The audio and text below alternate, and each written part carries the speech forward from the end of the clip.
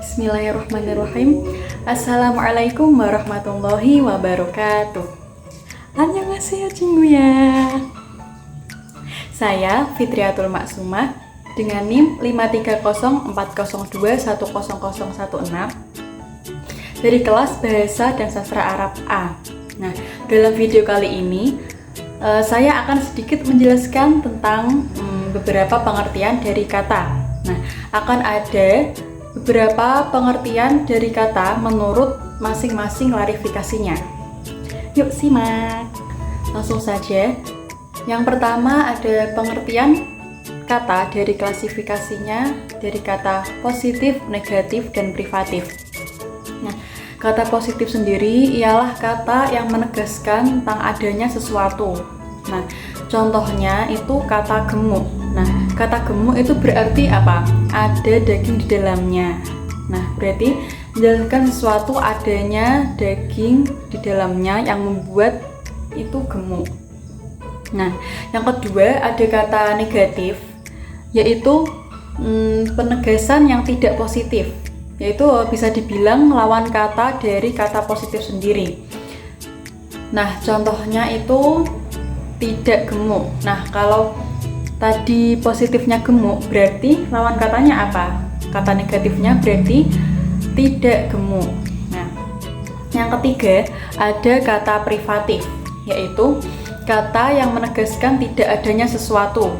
Contohnya itu kata kurus, yaitu tidak adanya daging.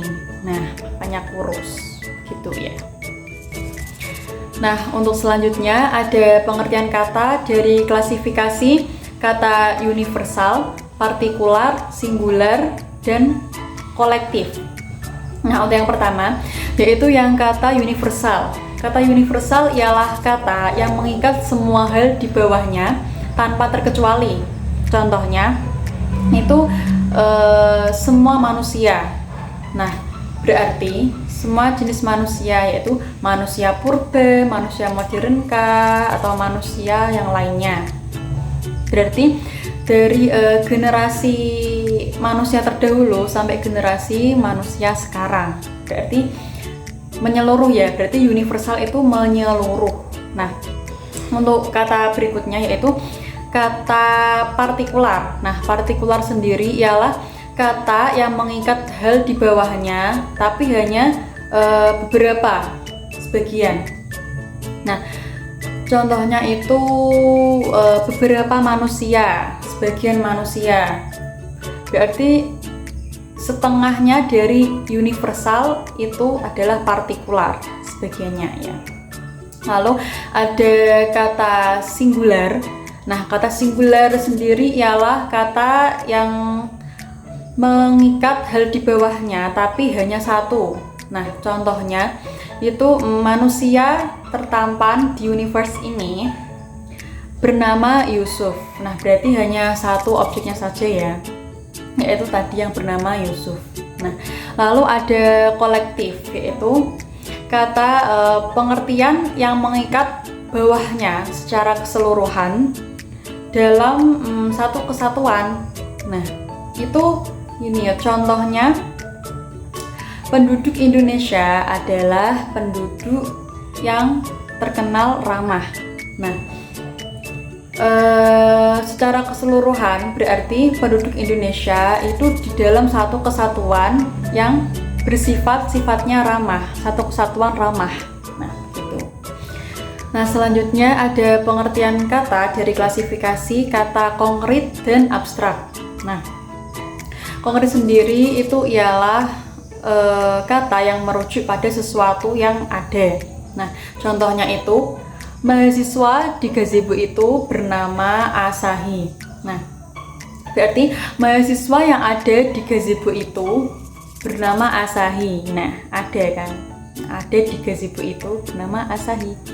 Lalu kata abstrak sendiri ialah kata yang merujuk pada suatu sifat yang tidak melekat pada suatu objek. Nah, contohnya itu Pitya adalah mahasiswa yang ceria dan bahagia.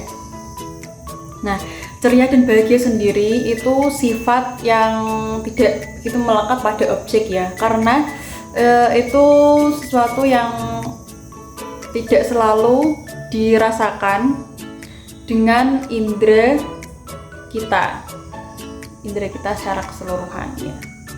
Kata selanjutnya ada pengertian kata dari kata mutlak dan relatif. Nah, kata mutlak sendiri ialah kata yang bisa dipahami dengan sendirinya tanpa ada hubungan dengan yang lain. Contohnya itu kalimat Tuhan adalah pencipta alam semesta dan seisinya. Nah, berarti jelas ya, tentu saja yang menciptakan alam semesta dan seisinya ini ialah Tuhan. Nah, itu maksudnya. Lalu yang berikutnya ada kata relatif. Nah, kata relatif sendiri itu bertolak belakang dengan kata mutlak, yakni tidak bisa dipahami dengan sendirinya dan harus ada hubungan dengan yang lain. Nah, itu kata relatif. Contohnya itu kalimat pelangi adalah pantulan sinar matahari pada butiran hujan. Nah, pelangi itu berarti hubungannya sama pantulan sinar matahari itu, kalau nggak ada pantulan sinar matahari pada butiran hujan itu nggak akan ada pelangi. Nah, itu relasinya ya, hubungan adalah kata relatif. Selanjutnya yaitu ada pengertian kata dari klasifikasi kata univoc, equivoc, dan analog. Nah, yang pertama yaitu univoc. Univoc ialah kata yang memiliki satu makna yang jelas. Nah, contohnya itu Tuhan adalah pencipta alam semesta dan seisinya. Nah, jelas sekali bukan kalau pencipta alam semesta ini dan seisinya itu ya Tuhan yang menciptakan. Nah, jelas ya, berarti tidak membingungkan. Nah, yang kedua ada kalimat equivoc. Nah, equivoc sendiri ialah kata yang memiliki makna lebih dari satu. Nah, contohnya nih pada kalimat bank memberikan bunga kepada nasabahnya. Nah, kata bunga sendiri itu memiliki dua makna ya ini. Makna pertama yaitu ialah macam bunga, yakni seperti bunga melati, bunga mawar, bunga lavender, dan lainnya. Nah, tapi kalau pada kalimat ini itu kata bunga itu berarti bunga yang diberikan nasabahnya yang di bank itu loh. Nah, kalian tahu sendiri kan. Nah, lalu yang ketiga ada kata analog. Kata analog sendiri penggunaannya memiliki makna yang berbeda dari makna aslinya. Nah, contohnya pada kalimat hari ini ada debat untuk memperebutkan kursi gubernur Jakarta. Nah, di sini ada kata kursi gubernur Jakarta. Nah, yang seperti kita tahu, kursi itu makna aslinya ialah tempat duduk ya. Kursi itu sebuah benda yang digunakan untuk duduk. Nah, tapi pada kalimat ini itu beda. Nah, kursi pada kalimat ini itu bermakna tempat atau posisi. Nah, jabatan untuk gubernur Jakarta itu sendiri. Nah, seperti itu. Alhamdulillah, yay, finally. Alhamdulillah, kita sudah di akhir dari penjelasan tentang pengertian kata tadi. Ya, saya harap sedikit penjelasan ini bisa memberikan informasi yang bermanfaat bagi para viewers yang tentu sudah mencoba memahami apa yang saya jelaskan di video ini tentang materi kata. Nah, sekian teman-teman. Wassalamualaikum warahmatullahi wabarakatuh. Annyeonghaseyo, 친구야. Have a nice day.